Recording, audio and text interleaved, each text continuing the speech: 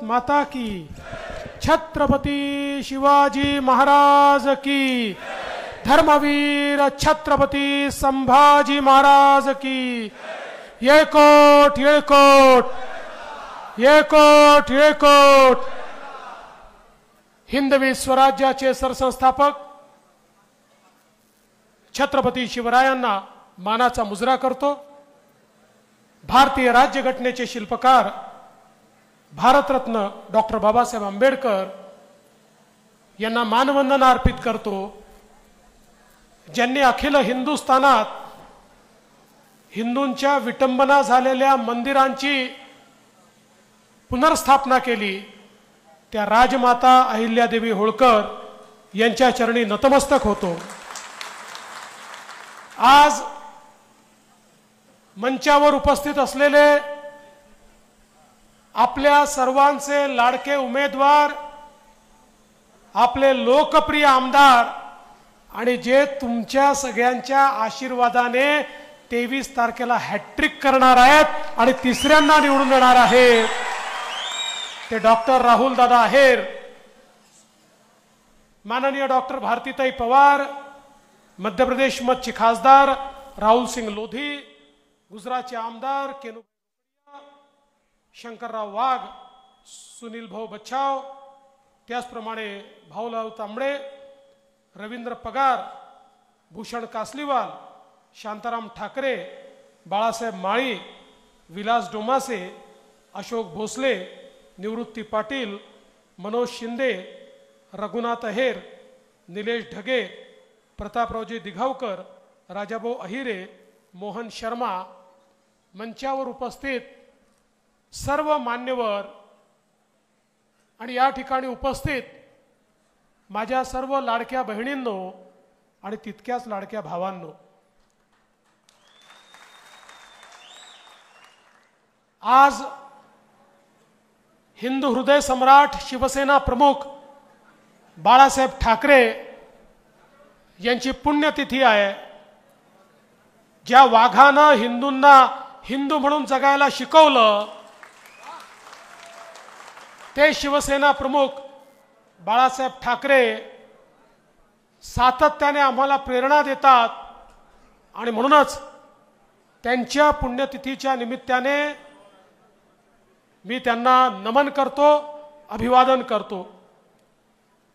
चांदवडची रेणुका माता, चंद्रेश्वर महादेव यांचे आशीर्वाद माझ्याकरताही घेतो, राहुल दादांकरताही घेतो आणि तुमच्या सगळ्यांकरता या ठिकाणी घेतो। खरं म्हणजे आज मला या निमित्ताने सांगायचं आहे की या मतदारसंघामध्ये मला देखील यावेळेस तिकीट वाटप करताना खूपच उलटपुलट करावं लागलं। राहुल दादांना तिकीट द्यायचं मी फायनल केलं, कारण सगळे सर्वेक्षण सांगत होते की राहुल दादाच निवडून येऊ शकतात, हेच नंबर 1 वर होते। पण हे महाराज अचानक रणांगणातल्या कृष्णासारखे झाले आणि हत्यारं खाली ठेवून समोर तर माझे सगळे आप्त आहेत, त्यांच्याशी कसा लढू असा मत मांडत माझ्याकडे आले आणि म्हणाले, नाही तुम्ही केदारनाथाला तिकीट द्या। म्हटलं राहुल भाऊ होणार नाही। म्हणाले नाही, आमचा परिवार तुटेल, त्यापेक्षा याची इच्छा आहे, याला करून टाका। आणि शेवटी आपल्याला सांगतो, त्यांच्या आग्रहा खातर मी वरती बोलून हे सांगितलं की नाही केदारनाथ करा। ते म्हणाले, हो पण कसं करणार आहे, आमच्या पण सर्वेमध्ये राहुल अहिरेच दिसतात। म्हटलं आता बघा, एकच घर आहे, भाऊ आहेत, हे आहे ते आहे, सगळ्या 50-50 गोष्टी सांगितल्या आणि जवळपास ते फायनल केलं।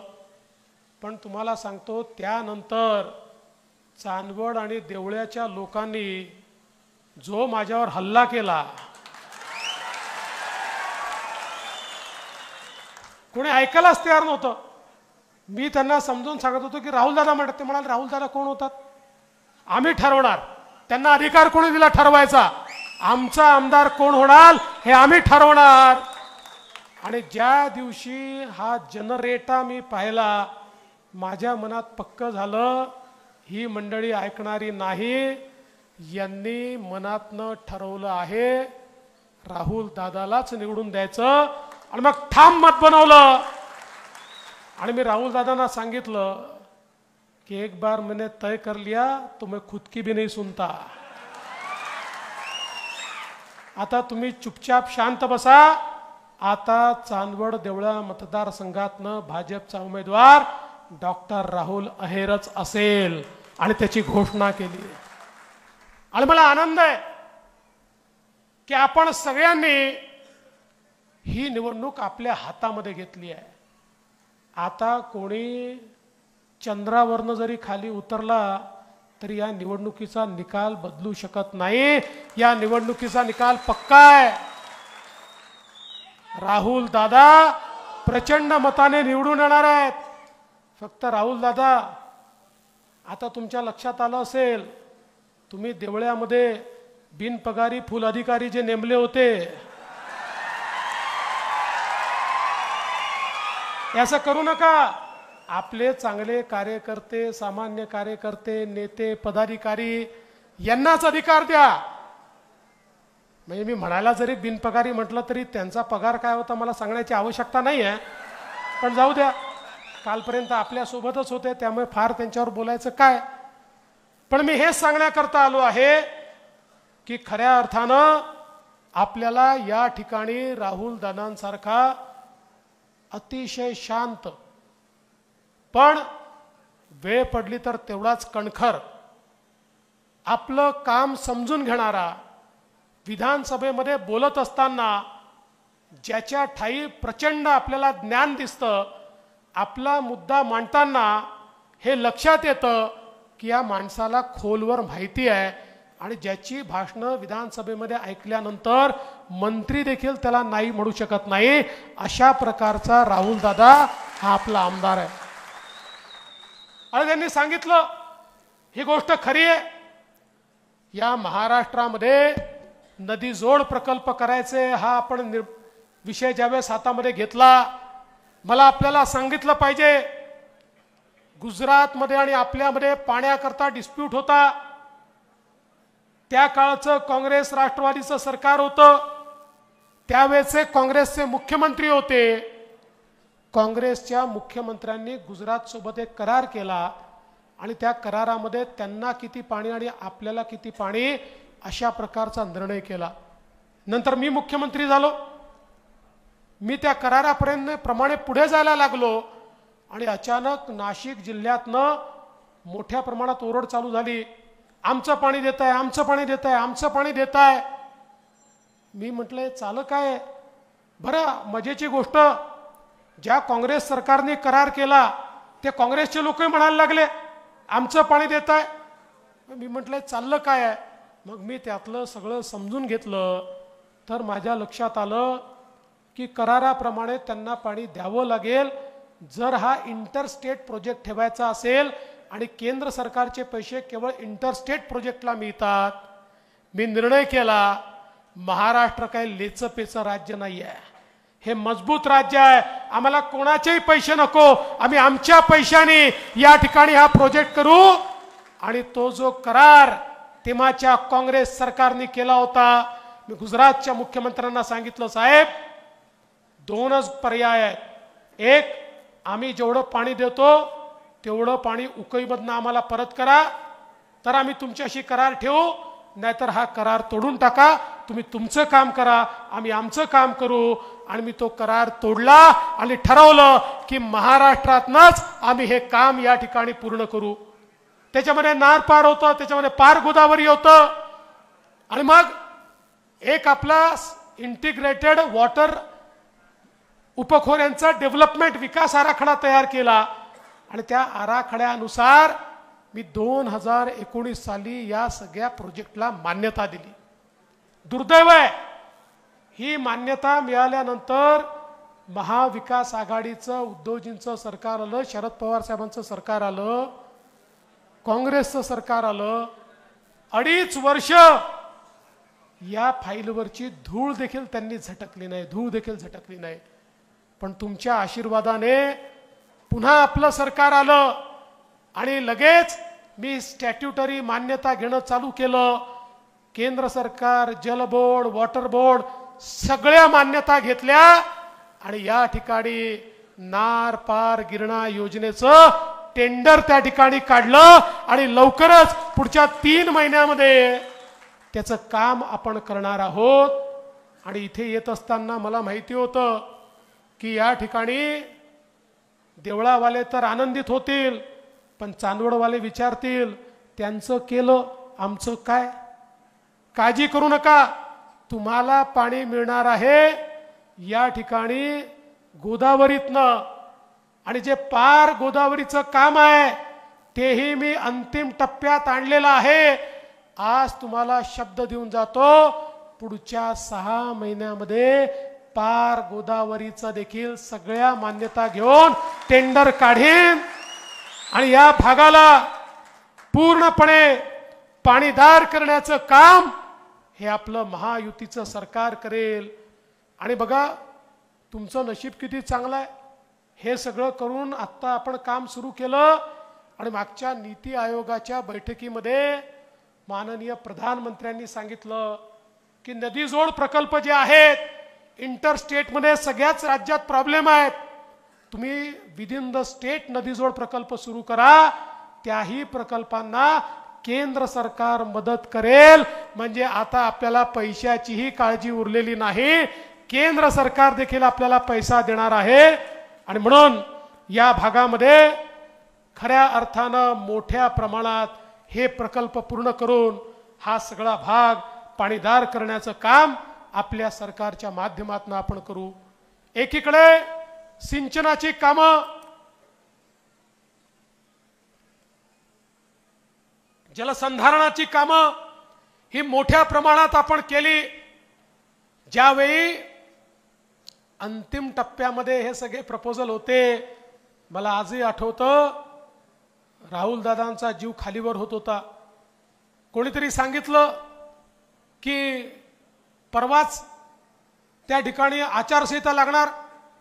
त्यांचा रात्री 2:30 वाजता मला फोन आला. मी म्हटलं काय झालं, काय ऍक्सिडेंट बिक्सिडेंट झाला?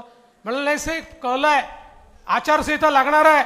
आपलं नार पारचं जे आहे ते अंतिम टप्प्यामध्ये आहे, आचारसंहिता लागली तर काय. मी म्हटलं काळजी करू नका, अजून 1 महिना आचारसंहिता लागायला आहे, त्याच्या आधी मी काही झालं तरी याचं टेंडर तुम्हाला काढून देईल. तरी देखील शेवटच्या क्षणापर्यंत त्याचा पाठपुरावा राहुल दादा करत होते. त्यामुळे आज हे टेंडर या ठिकाणी निघालं. मला अतिशय आनंद वाटतो अशा प्रकारचा पाठपुरावा करणारा आपला आमदार आहे. आज आपल्याला कल्पना आहे, आपल्या सरकारने शेतकऱ्यांकरता अनेक निर्णय घेतले. आमचा कांद्याचा शेतकरी अडचणीत होता, थोडा फटका देखील आम्हाला मिळाला नाही असं नाही आहे, नाराजीचा. आणि आम्हाला समजलंय की याच्या पुढे लक्षात ठेवावं लागेल.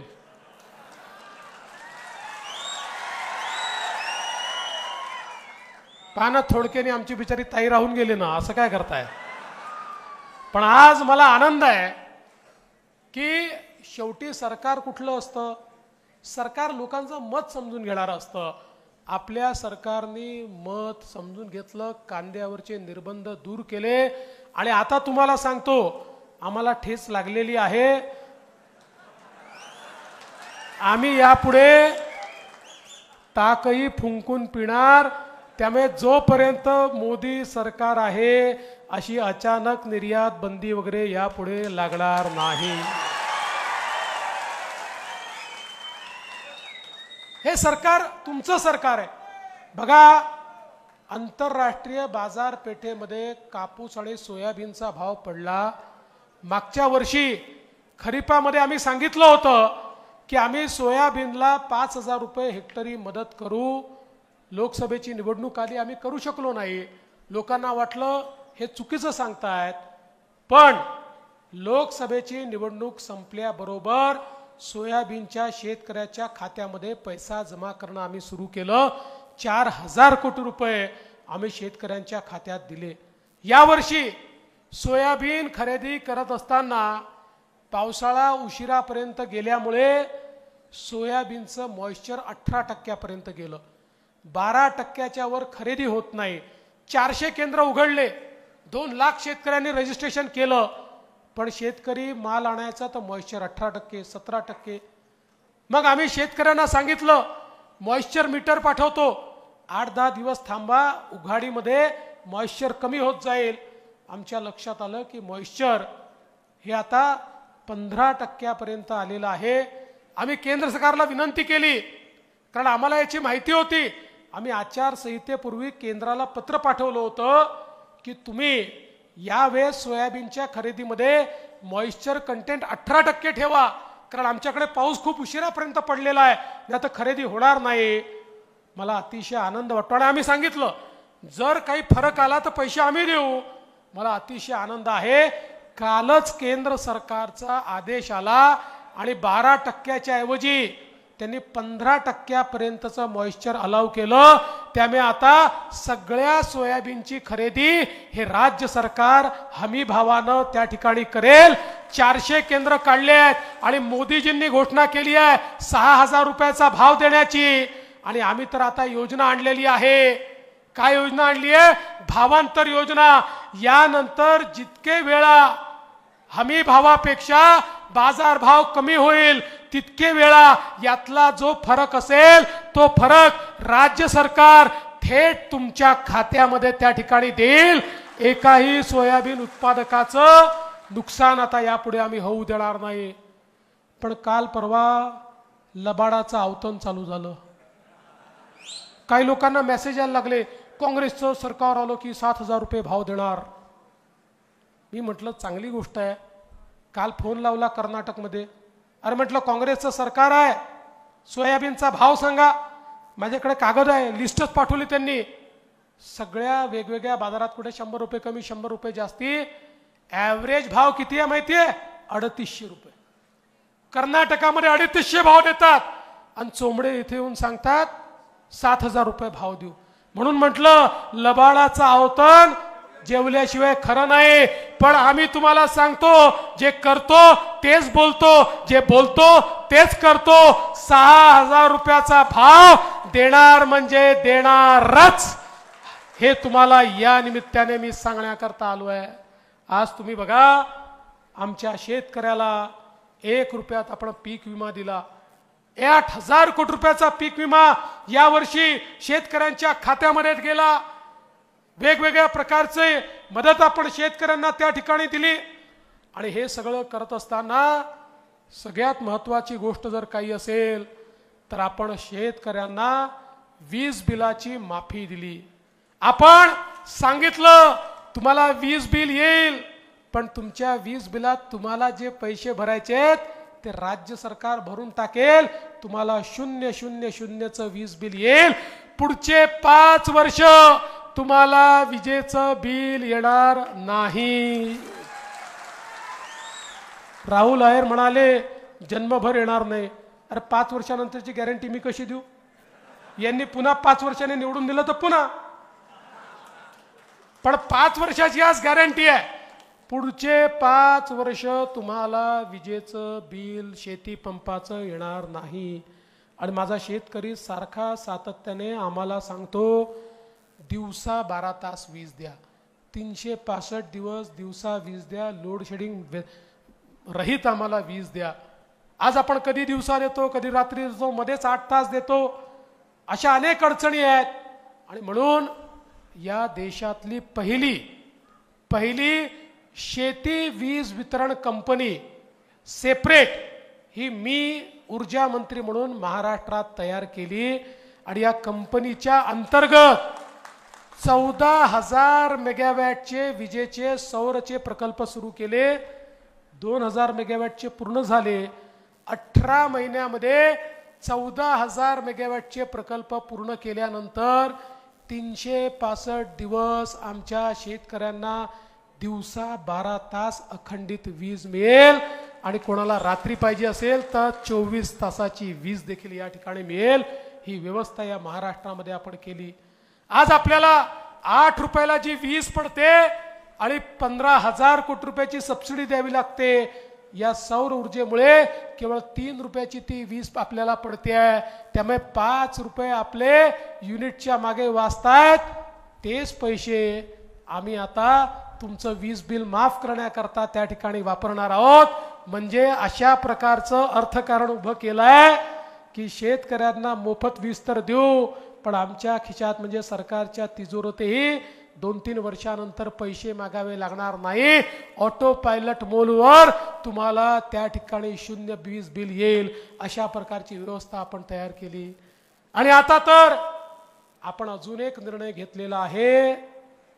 पुन्हा एकदा महायुतीचं सरकार आलं, आमचे राहुल दादा या ठिकाणी हॅट्रिक करून परत आले की आम्ही ठरवलंय शेतकऱ्यांना कर्जमाफी आम्ही देणार आहोत. शेतकऱ्यांच्या 7-12वर कर्जाचा उतारा राहणार नाही. अशा प्रकारचा निर्णय देखील आपल्या सरकारने घेतलाय. हे सरकार सामान्यांकरता काम करणारं सरकार आहे.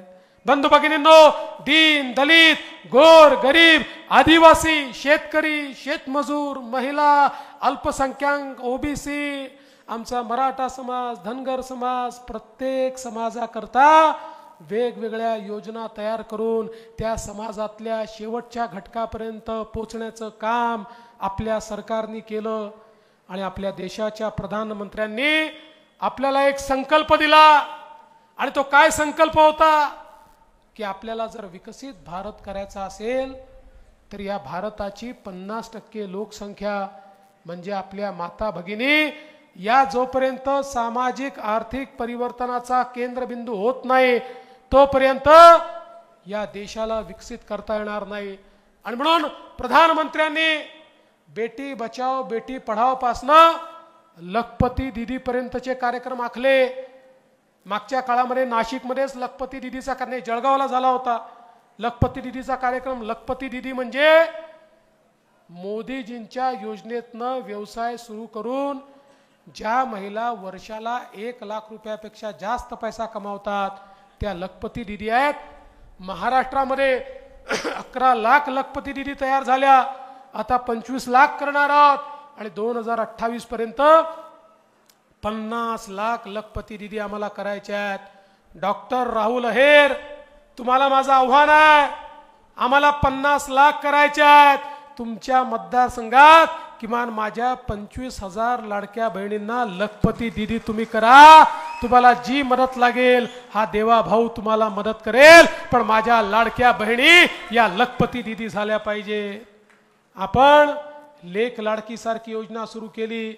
ज्या योजनेच्या अंतर्गत आपण घरामध्ये मुलगी जन्माला आली, ती जन्माला आल्याबरोबर 5,000 रुपये, ती 4थ्या वर्गात गेली की 5,000 रुपये, 7व्या वर्गात गेली की 7,000 रुपये, 11व्या वर्गात गेली की 8,000 रुपये, ती 18 वर्षाची झाली की 75,000 रुपये, असे 1 लाख रुपये त्या घराला देतो.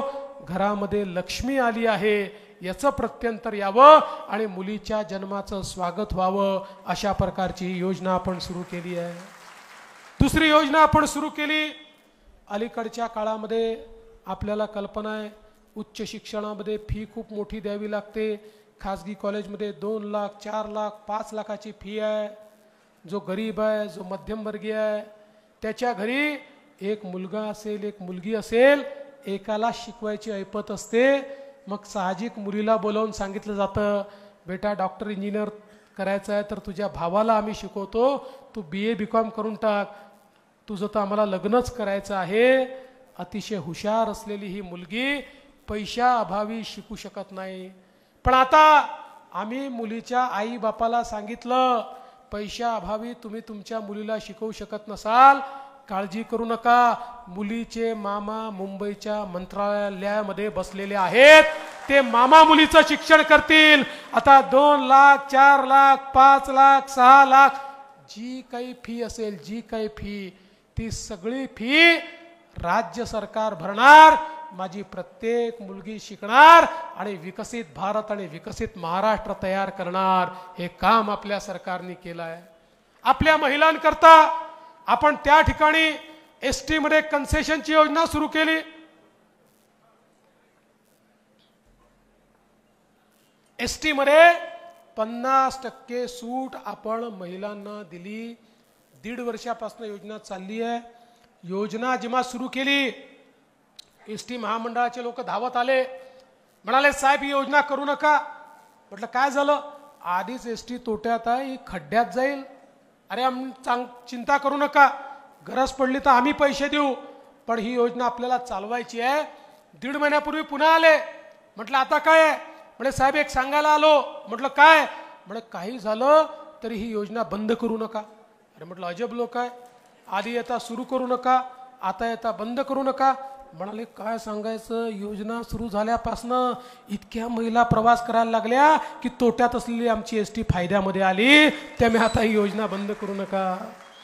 मी देखील थोडी माहिती काढली, माझ्या लक्षात आलं अलीकडच्या काळामध्ये आमच्या लाडक्या बहिणी आमच्या भाऊजींना सांगतात तालुक्याला जायचं आहे, जिल्ह्याला जायचं आहे, तुम्ही घरी बसा, मीच जाऊन येते। तुम्ही गेलात तिकिटाचे पैसे दुप्पट, तिथे गेल्यावर पान तंबाखू खर्रा ठर्रा काय काय कराल आणि पैसे बर्बाद करून याल। मी अर्ध्या पैशामध्ये घरचे पैसे त्या ठिकाणी वाचवते।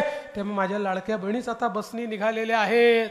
पण बंधू भगिनींनो, या सगळ्याच्या सोबत एक अजून महत्त्वाची योजना आपण आणली। ती योजना म्हणजे मुख्यमंत्री माझी लाडकी बहीण योजना। ज्या योजनेच्या अंतर्गत आमच्या बहिणींच्या खात्यावर 1500 रुपये महिना आम्ही देतोय। मला या ठिकाणी सांगितलं पाहिजे, जेव्हा ही योजना सुरू केली हे काँग्रेसचे, शरद पवार गटाचे, उबाठाचे लोक, आमदार आम्हाला वेड्यात काढायचे, आमची मजाक करायचे, हे तर होतच नाही, हे तर जमणारच नाही, तुम्ही मूर्ख बनवताय, जुमला। त्यांच्या नाकावर टिचून 2.5 कोटी बहिणींच्या खात्यामध्ये नोव्हेंबर पर्यंतचे सगळे पैसे टाकून दिले। त्यांची थोबाड एवढी एवढी एवढी एवढी झाली। पण बहिणींनो, या ठिकाणी मला तुम्हाला सांगायचं आहे, जसे आम्ही तुमचे सख्खे भाऊ आहोत ना, तुमचे काही सावत्र भाऊ देखील मार्केटमध्ये फिरताय। हे उबाठावाले, हे शरद पवार गटाचे तुतारीवाले, हे काँग्रेसचे तुमचे काही या ठिकाणी भाऊ आहेत। हे का बरं सावत्र भाऊ आहेत माहितीये? तुम्हाला मिळालेली योजना पाहवली नाही म्हणून हे कोर्टामध्ये गेले, कोर्टात गेले आणि त्या ठिकाणी हायकोर्टमध्ये पिटिशन टाकली। कोणी टाकली माहितीये?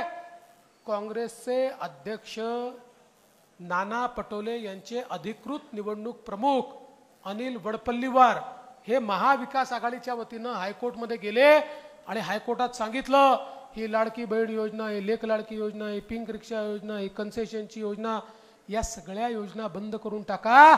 त्यांनी सांगितले योजना म्हणजे पैशाचा चुराडा आहे, त्यामुळे या योजना बंद करा। पण काळजी करू नका, तुमचे सख्खे भाऊ त्या ठिकाणी होते, आम्हीही कोर्टात बोललो आणि कोर्टाने सांगितलं लाडकी बहीण योजना सुरूच राहील, ती बंद होणार नाही। आणि मला सांगताना आनंद वाटतो, आता पुन्हा सरकार आल्यावर 1500 रुपये नाही, आता सरकार आल्यावर 2100 रुपये लाडक्या बहिणींना त्या ठिकाणी आपण देणार आहोत। संजय गांधी निराधार मध्ये 1500 रुपये नाही 2100 रुपये आपण दिले आहेत।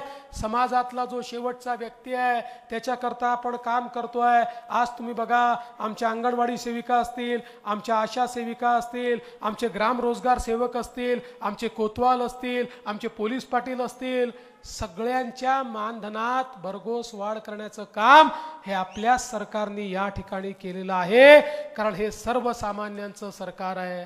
आणि म्हणून मी तुम्हाला एवढीच विनंती करण्याकरता आलो आहे।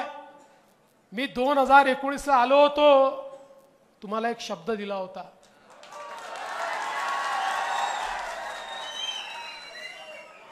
दुर्दैवाने माझ्याशी बेईमानी झाली, माझं सरकारच आलं नाही। मग जेव्हा आलं त्यावेळेस असं आलं की आम्हाला एक्सपान्शन करायला स्कोपच नव्हता, आम्ही 25 पदं रिकामी ठेवली। पण आज मी तुम्हाला छाती ठोकपणे सांगून जातो, तुम्ही मला आमदार द्या राहुल अहिरांच्या रूपाने, पहिल्याच एक्सपान्शन मध्ये कॅबिनेट मंत्री परत पाठवतो।